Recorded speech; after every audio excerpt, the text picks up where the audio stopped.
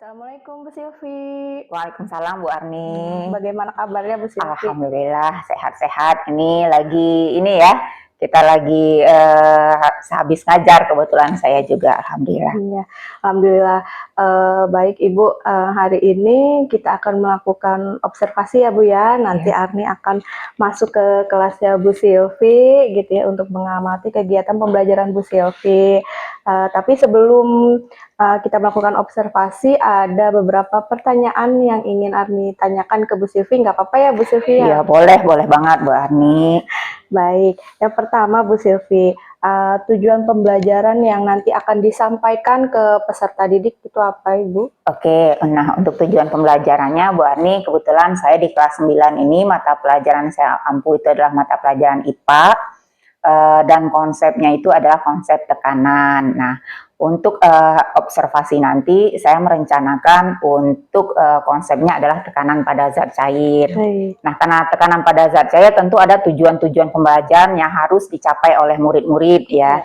Yang pertama itu adalah peserta didik dapat mengidentifikasi konsep gaya angkat yang bekerja pada benda dalam zat cair dengan benar. Lalu yang kedua adalah peserta didik dapat menghitung gaya angkat pada benda yang tenggelam dalam zat cair dengan tepat. Lalu yang ketiga adalah peserta didik dapat menganalisis penerapan konsep gaya angkat dalam kehidupan sehari-hari dengan benar. Nah, ini tujuan pembelajaran ini saya pilih karena memang dalam capaian pembelajaran itu penekanannya adalah bagaimana penerapan dari konsep ini dalam kehidupan sehari-hari. Seperti itu Bu Arni. Iya, baik. Nah, dari tujuan pembelajaran yang tadi Ibu sampaikan gitu ya, kira-kira area pengembangan yang ingin dicapai itu apa sih Bu? Area pengembangan karena nanti saya mengajarnya itu adalah pendekatan pembelajaran berdiferensiasi ya Bu Arni ya. Jadi saya berharap adalah area yang ingin saya kembangkan adalah lingkungan belajar yang nyaman bagi murid, lalu pembelajaran yang berpusat pada murid juga. Ya, baik. Jadi nanti saya selain dengan itu saya juga nanti akan menerapkan pembelajaran sosial dan emosional juga di dalam kelas. Jadi nanti saya merencanakan untuk 5 kompetensi dalam pembelajaran sosial emosional itu coba saya terapkan dalam kelas. Nah, salah satunya misalkan tentang kesadaran diri, itu saya mencoba melaksanakan mindfulness di dalam kelas. Mudah-mudahan nanti berhasil ya Bu Arni. Amin. Saat Bu Arni mau observasi. Iya. Karena kalau berhasil bisa saya terapkan seterusnya pada kelas-kelas saya yang lain. Iya. Sebelumnya juga sudah pernah saya terapkan, tapi kalau misalkan kita diobservasi tentu nanti ada peningkatan-peningkatan yang bisa jadi bahan pembelajaran buat kita. Ya, baik untuk pembelajaran selanjutnya ya Bu. Iya, benar Bu Arni. Nah, kemudian yang ketiga, strategi yang disiapkan gitu Bu, nanti ketika akan melakukan pembelajaran berdiferensiasi dan kompetensi sosial emosional di dalam kelas itu strateginya bagaimana sih? Oke, nah strategi yang akan saya terapkan itu adalah saya akan membentuk kelompok-kelompok kecil di dalam kelas. Nah, kelompok-kelompok kecil ini adalah kelompok-kelompok yang telah mengikuti cara berdiferensiasi di dalam kelas. Artinya setiap kelompok itu, setiap anggota di dalam kelompok itu bisa saling mendukung kelebihan dan kekurangan mereka masing-masing. Itu harapan saya.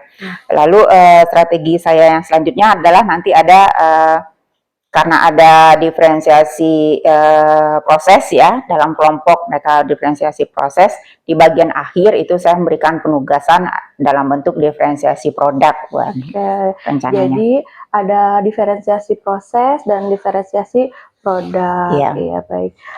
Oke, mudah-mudahan nanti kegiatan pembelajarannya bisa mengakomodir kebutuhan siswa di kelas ya Bu Sylvia. Iya Bu Arni, terima kasih. Amin, amin, amin, ya robbal alamin. Semoga berjalan dengan lancar.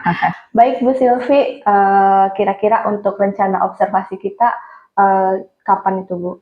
Nah, untuk rencana observasi kita, kebetulan karena saya mengajar di kelas 9 ya Bu Arni ya. Jadi kelas 9 yang akan digunakan untuk observasi itu adalah kelas 9F. Dan kebetulan saya mengajarnya itu harinya adalah hari Kamis. Hari Kamis? Jam keberapa Ibu kira-kira? Jam pertama dan jam kedua Bu. Oke, baik. Oke. Ya Ibu, kayaknya Arni hari Kamis di jam pertama jam kedua ada kosong jam. nanti kita observasi di hari itu ya Bu ya. Iya, baik Iya, Bu baik. Arni. Oke, terima kasih Ibu atas waktu dan kesempatannya. Sama-sama Bu Arni, semoga lancar ya observasinya buat kita bersama. Amin. Demi kebaikan kita bersama ya. Amin. Ya. Mari Ibu. Mari. Assalamualaikum warahmatullahi wabarakatuh. Waalaikumsalam warahmatullahi wabarakatuh. Oke.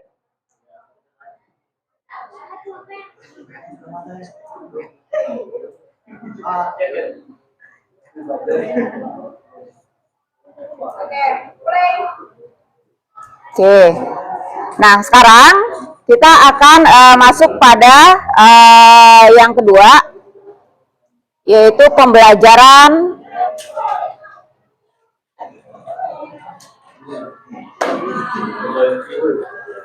Oke. Nah, dari pembelajaran kita tadi, video yang kalian lihat tadi, bahwa ternyata yang namanya zat cair itu dia punya gaya angkat atau tidak? Punya gaya angkat. Apa buktinya zat cair punya gaya angkat? Kapal tetap bisa mengambang, tetap bisa terapung. Itu adalah bukti dari zat cair punya gaya angkat atau gaya apung. Nah, sekarang setiap kalian nanti akan melakukan praktikum di kelompok masing-masing. Ini adalah kelompok 1, kelompok 2, kelompok 3, kelompok 4 di belakang, 5 dan 6. Kita akan baca dulu satu persatu. Kelompok 1, kelompok 2. 2 mana? Oh, ini. Bertiga. Kelompok 3. Kelompok 4. 4 mana 4? 4. Kelompok 5. Kelompok 5. 5-nya kemana? 6-nya kemana? Oh ya. 6. Coba sulit. Iya, benar 2. Benar 2. Oke. Nah, sekarang kamu perhatikan. Yang pertama ada dulu yang membacakan. Jangan sampai nanti berdiri di meja praktikum tidak tahu apa yang harus dilakukan. Baca dulu, Diki kamu yang baca. Yang pertama. Langkah-langkah percobaan yang pertama. Hingga ketinggian tertentu yang Oke, pelan-pelan coba biar tahu apa yang dilakukan. Yang pertama ngapain dulu? menenggelamkan benda yang Yang pertama dulu, Matt. 1. Langkah-langkah percobaan 1. Isi gelas ukur dengan air hingga ketinggian tertentu yang Isi gelas ukur dengan air dengan ketinggian tertentu. Apakah gelasnya sudah kalian isi tadi? Sudah. Berapa ketinggiannya? 800 ml. Oke, lanjut. yang bisa menenggelamkan benda yang akan diukur. Catatan tinggi permukaan air sebelum memasukkan benda. 2. Ikat benda dengan tali lalu ukur berat benda di udara menggunakan nacar. Apa itu? Oke. Ukur berat benda di udara dengan menggunakan neraca. Nih, ini namanya adalah neraca pegas. Apa namanya? Neraca pegas. Sudah pernah kalian coba praktikumnya? Sudah pernah kalian cobakan praktikumnya. Makin ke bawah angkanya makin besar atau makin kecil? Makin besar. Oke. Kalau tadi pakai tali karena di sini sudah sediakan kawat, berarti kamu tidak perlu lagi pakai tali. Nah, kamu ukur berapa di sini beratnya. Ya, ini apa nama bendanya? 5. Balok. Balok ya. Di sini balok. Kalau di sini pada buku pada LKPD kalian yang akan kalian isi ini. Main buket. Yang harus kamu lihat adalah kamu nanti akan mengisi tabel ini. Ya, ada 2 benda yang akan kamu ukur. Yang pertama adalah balok, yang kedua adalah beban. Ini balok, oke. Yang ini adalah beban. Ingat bebannya. Nah, kamu timbang.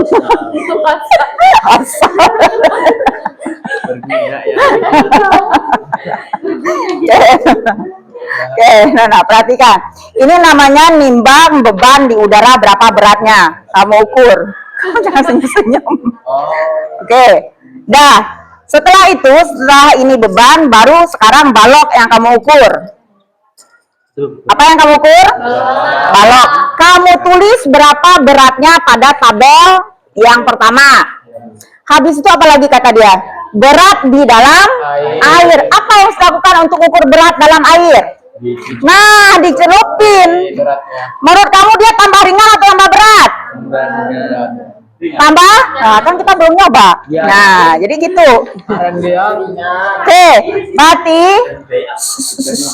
berarti nanti kamu cemplungin ini ke dalam, seret. Seandainya ada perubahan, misalkan dia turun dikit atau turun, makin berat. Kamu lihat berapa sekarang angkanya, atau justru dia tambah naik nih.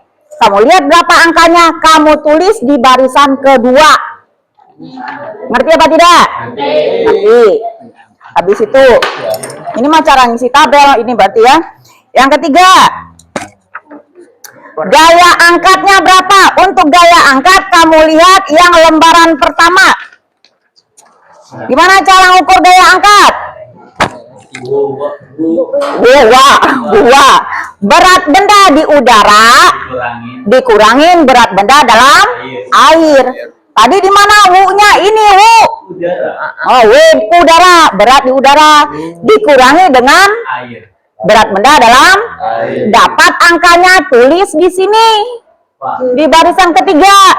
Ngerti apa tidak? Kamu kenapa ketawa-ketawa, Jess?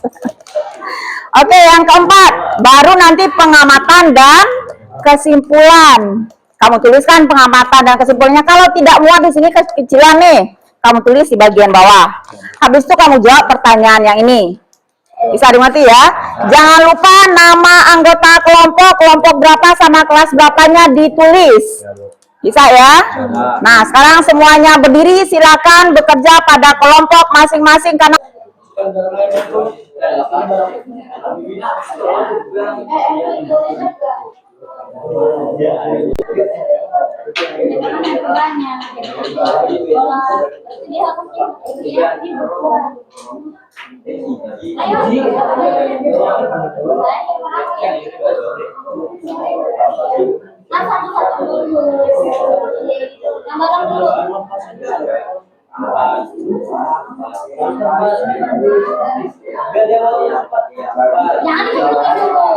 satu-satu nih, jangan dua-duanya.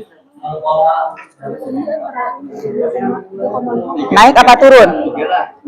Naik itunya ya. Oke, naik. Berarti bertambah ringan ya. Naik apa turun, Matt?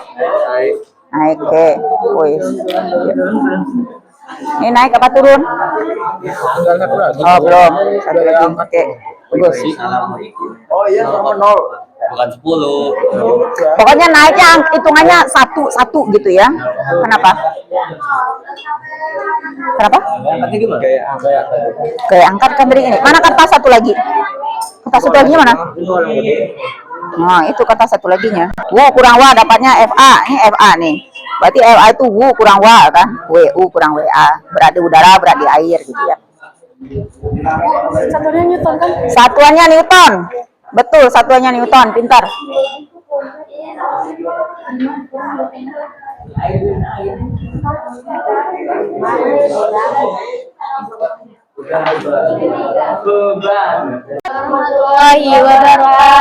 Waalaikumsalam warahmatullahi wabarakatuh.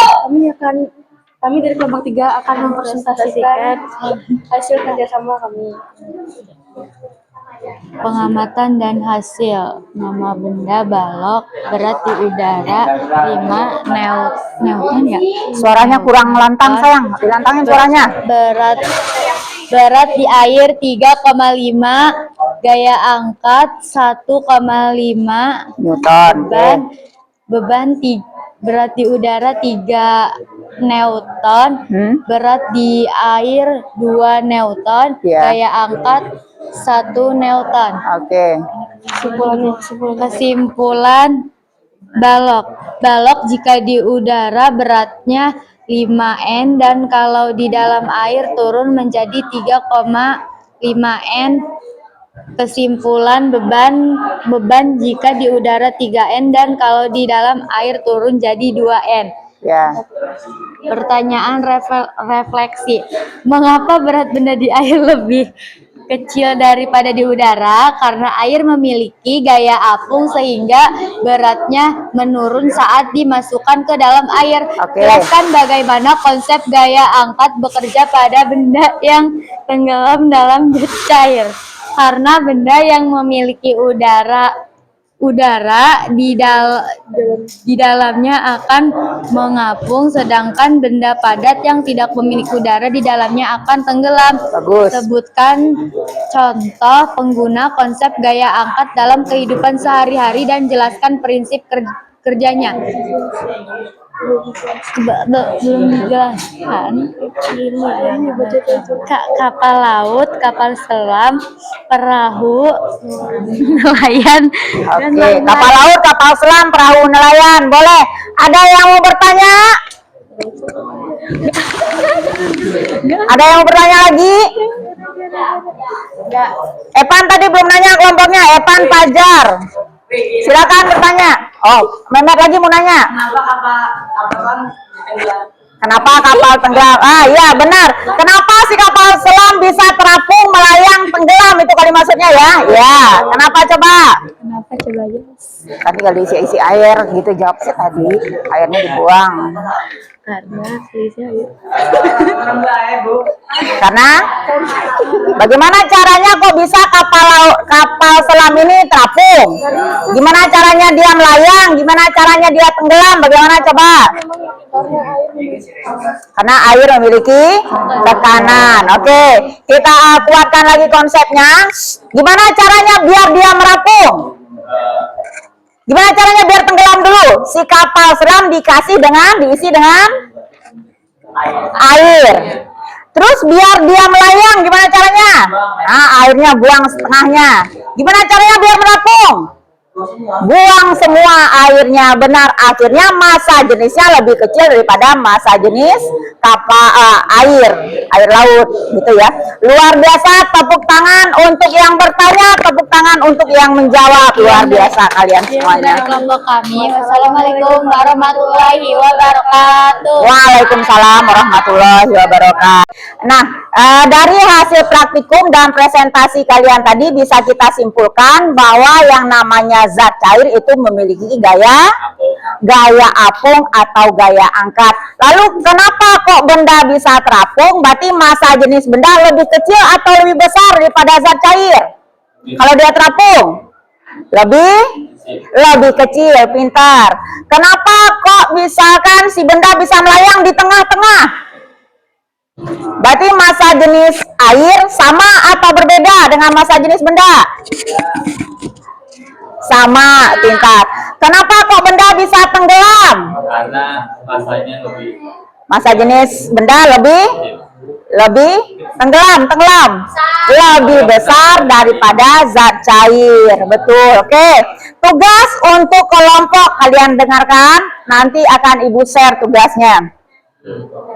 Tugasnya adalah bagaimana kamu akan menggunakan konsep gaya angkat pada zat cair ini dalam kehidupan nyata untuk merancang alat yang dapat mengapung atau tenggelam sesuai kebutuhan. Buatlah rancanganmu pada media yang sesuai dengan pilihanmu. Jadi buat sebuah rancangan benda yang bisa terapung, melayang, tenggelam sesuai keinginan kalian. Nah, kalian boleh memilih untuk merancangnya apakah kalian rancang dengan web atau aplikasi 4 dimensi, atau kalian gunakan kertas karton, aplikasi 3 dimensi ya, atau kalian membuat gambar pada kertas karton, atau kalian membuat maket benda yang benar-benar ada. Boleh dari kertas karton. Nah, itu adalah tugas kelompok. Kalian boleh memilih menyesuaikan dengan diskusi kelompok kalian. Jadi kalian menentukan pilihan yang bertanggung jawab ya. Jadi bertanggung jawab kalian terhadap pilihan-pilihan kalian. Membuat keputusan yang bertanggung jawab. Oke, pelajaran kita berakhir sampai di sini.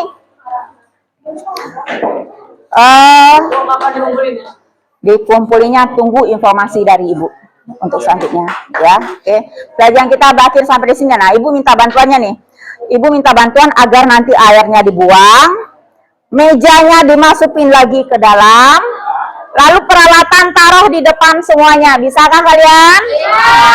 Oke, anak-anak ibu, pelajaran kita berakhir sampai di sini. Assalamualaikum warahmatullahi wabarakatuh.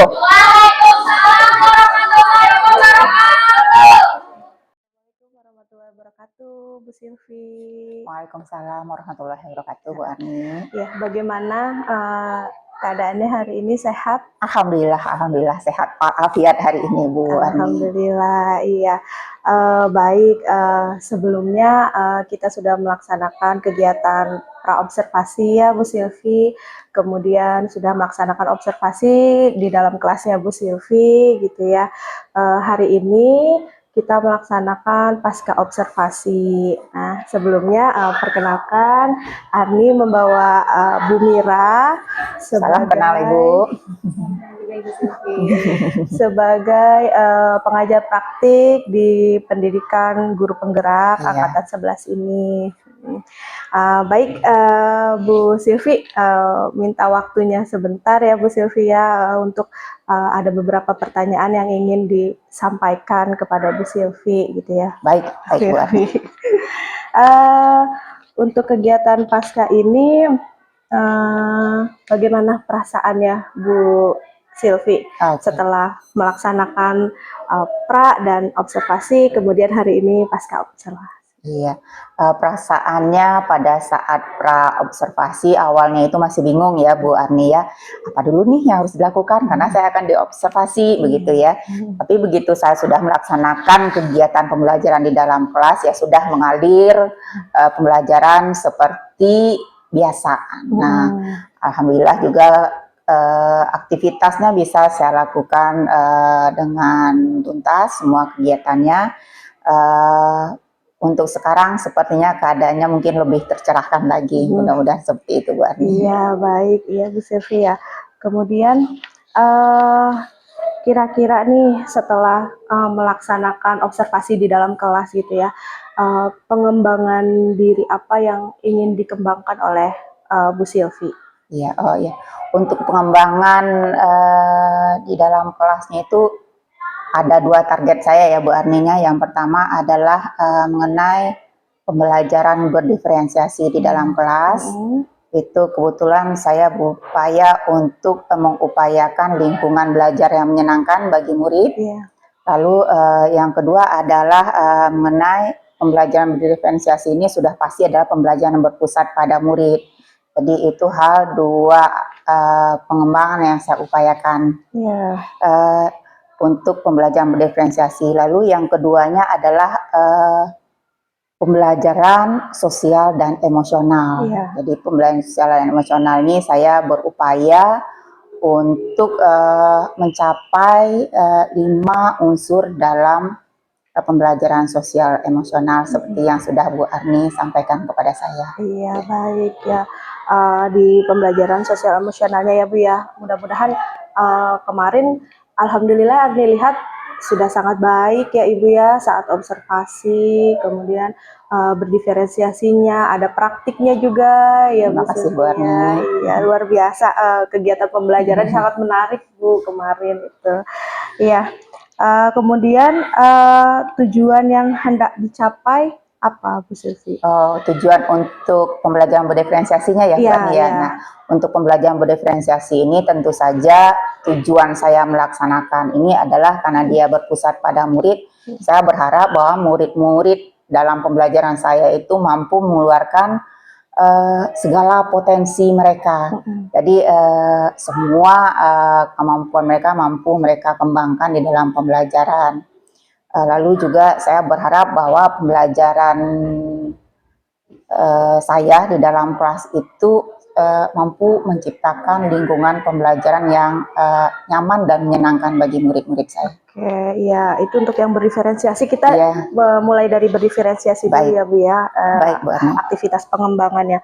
Kemudian untuk ukuran keberhasilannya kira-kira apa Bu dari kegiatan pembelajaran kemarin? Nah, dalam pembelajaran itu karena saya dalam pembelajaran membentuk kelompok-kelompok kecil, jadi saya berharap adalah bahwa murid-murid saya khusus untuk pembelajaran berdiferensiasi ini mereka mampu saling mengembangkan diri dari anggota kelompok mereka tersebut, karena memang saya membentuk kelompoknya itu berdiferensiasi juga Bu Ani. Jadi dari berbagai macam karakteristik belajar, profil belajar itu ada dalam satu kelompok. Jadi harapan saya mereka bisa saling mengembangkan kemampuan atau bisa saling menutupi kekurangan, seperti itu Bu Ani. Iya, baik. Nah, untuk pendukungnya dari pengembangan diri di berdiferensiasi ini apa? Nah, untuk pembelajaran berdiferensiasi ini banyak juga yang apa namanya pendukungnya itu, yaitu yang pertama itu adalah tentu saja media pembelajaran Bu Ani, karena dalam ini ada diferensiasi proses dan diferensiasi produk. Saya tetap menggunakan peralatan lab ya, karena ada proses diferensiasi proses. Lalu kebetulan saya juga menggunakan media belajar selain dari peralatan laboratorium untuk praktikum, yaitu video pembelajaran. Lalu juga ada sarana prasarananya, yaitu laptop, lalu ada juga Infokus apa namanya? Proyektor, proyektor itu sarana-sarana pendukung dalam pembelajaran. Iya, baik. Dalam kegiatan pembelajaran kemarin ya Bu Silvi, kira-kira ada tantangan apa sih yang dihadapi sama Bu Silvi di dalam kelas? Nah, tantangan yang saya hadapi itu yang pertama itu adalah pembentukan kelompok Bu Arni. Nah, pada saat pembentukan kelompok itu pada pembelajaran sebelumnya, sebelum observasi ini saya pembentukan kelompoknya itu adalah anak menentukan sendiri. Tapi ternyata kelemahannya mereka menjadi kelompok yang homogen dengan tingkat kemampuan yang sama. Jadi itu sepertinya kurang akomodatif untuk setiap murid. Lalu kemarin itu saya membentuk kelompoknya berdasarkan ini apa namanya perbedaan dari gaya belajar sama perbedaan karakteristik belajar. Jadi dalam hal ini saya menentukan kelompok muridnya seperti itu. Iya, luar biasa Bu. Berarti Bu Silvi yang mengelompokkan murid sesuai gaya belajar mereka ya, Bu, ya. Tapi tidak berarti bahwa satu gaya belajar untuk satu kelompok, tetapi heterogen. Benar. Iya. Baik, ini untuk yang pertama ya Bu, mengenai berdiferensiasi, pengembangan diri berdiferensiasi. Nah, yang keduanya untuk pembelajaran sosial emosional itu bagaimana menurut Bu Silvi? Untuk pembelajaran sosial emosional ini kebetulan kita juga mendapatkan materi pada saat Ibu pengawas pembina ke sekolah ya Bu ya. Nah, dari area pengembangannya, jadi pertanyaannya mohon diulangi Bu. Tujuan yang hendak dicapai.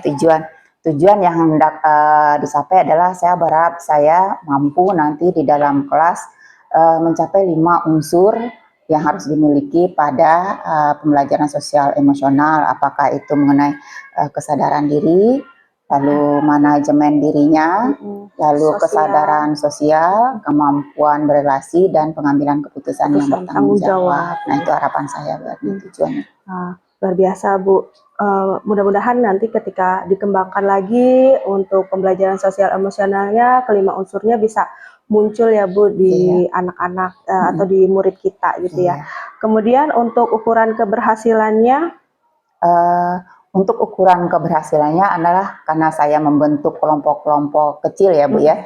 Jadi saya berharap murid di dalam kelompok itu mereka mampu untuk melakukan interaksi sosial yang baik, itu untuk kemampuan sosialnya serta kemampuan berelasi di dalam kelompok. Jadi untuk keterampilan sosialnya tentu mereka akan saling memberikan umpan balik di dalam kelompok pada saat presentasi atau saat mereka di dalam kelompok pun mereka sudah harus berinteraksi dengan baik. Jadi diharapkan bahwa kesadaran sosial dengan keterampilan berelasi itu bisa langsung terjalin dengan baik ya. Lalu untuk kesadaran diri Bu Arni, saya juga melaksanakan mindfulness dengan teknik stop. Nah, kebetulan pada saat saya dapat ilmu ini dari Ibu pengawas pembina, beliau menjelaskan mengenai teknik stop. Nah, itu juga saya cobakan kepada murid-murid saya. Ya, untuk murid SMP tentu ada standar keberhasilan atau tidak, tetapi lebih dari 98% itu bisa mengikuti dengan baik. Iya. Cuma memang masih ada 1-2 anak yang malah ketawa pada saat saya melaksanakan Teknik mindfulness stop. dengan teknik stop. Tapi menurut saya itu bukan berarti kegagalan ya, karena yang lain itu saya lihat mereka konsentrasi, mereka menutup mata pada saat saya meminta mereka untuk menutup mata, dan mereka mampu ini mencapai kesadaran diri seperti itu. Menurut saya itu sudah lumayan ya, Iya. Bu Arni. Saya sudah melakukan ini beberapa kali di dalam kelas. Iya, luar biasa ya Bu Sylvia.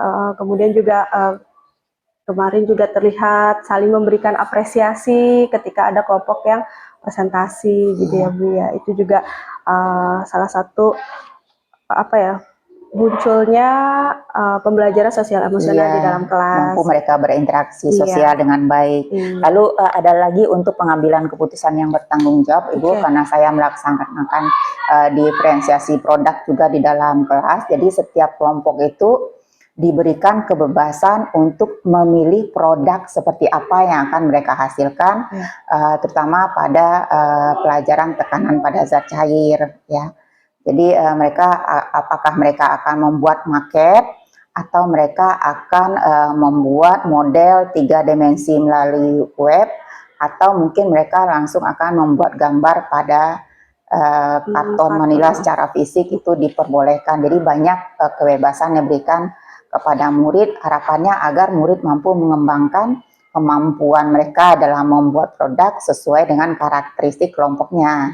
Nah, karena ini karakteristik dalam kelompok, tentu keputusannya harus keputusan bersama. Jadi itu harapan saya, mampu mereka mencapai keputusan yang bertanggung jawab di dalam kelompok. Oke, baik. Nah, untuk di PSE ini pendukungnya apa Bu Sylvia? Untuk PSE ini, untuk pendukungnya yang pertama untuk teknik stop itu saya menggunakan video, ada musik relaksasi, lalu selain itu juga ada pengeras suara pastinya Bu Arni, jadi ada speaker juga. Lalu untuk pembelajarannya mereka membentuk kelompok, lalu udah itu aja Bu Arni. Oke, baik Bu Sylvie. Pertanyaan yang selanjutnya itu mengenai waktu. Nah, kira-kira untuk mengembangkan dari di area pengembangan diri berdiferensiasi dan pembelajaran sosial emosional, kira-kira itu kapan akan Bu Sylvie terapkan gitu ya? Oh iya, insya Allah saya akan langsung menerapkan pada pembelajaran setelah kita melaksanakan cakap-cakap seperti ini, Bu. Setelah kita melaksanakan perbincangan ini, saya akan langsung menerapkan pada kegiatan pembelajaran saya. Sekarang adalah hari Kamis, insya Allah saya akan langsung melaksanakan KSE dengan pembelajaran diferensiasi ini di hari Senin, di hari pertama, karena memang sekarang kita masih dalam kegiatan P5 ya. Jadi hari Senin begitu pembelajaran, saya akan langsung menerapkan pada kelas-kelas yang saya ampu. Oke, baik Bu Sylvie, ditunggu kabar baiknya dari penerapan pengembangan dirinya Bu Sylvie. Terima kasih atas waktu dan kesempatannya Bu Sylvie. Baik, Bu Arni. Ya. Assalamualaikum warahmatullahi wabarakatuh. Waalaikumsalam warahmatullahi wabarakatuh. Salam Ibu. Terima kasih Bu Sylvie. Sama-sama Ibu.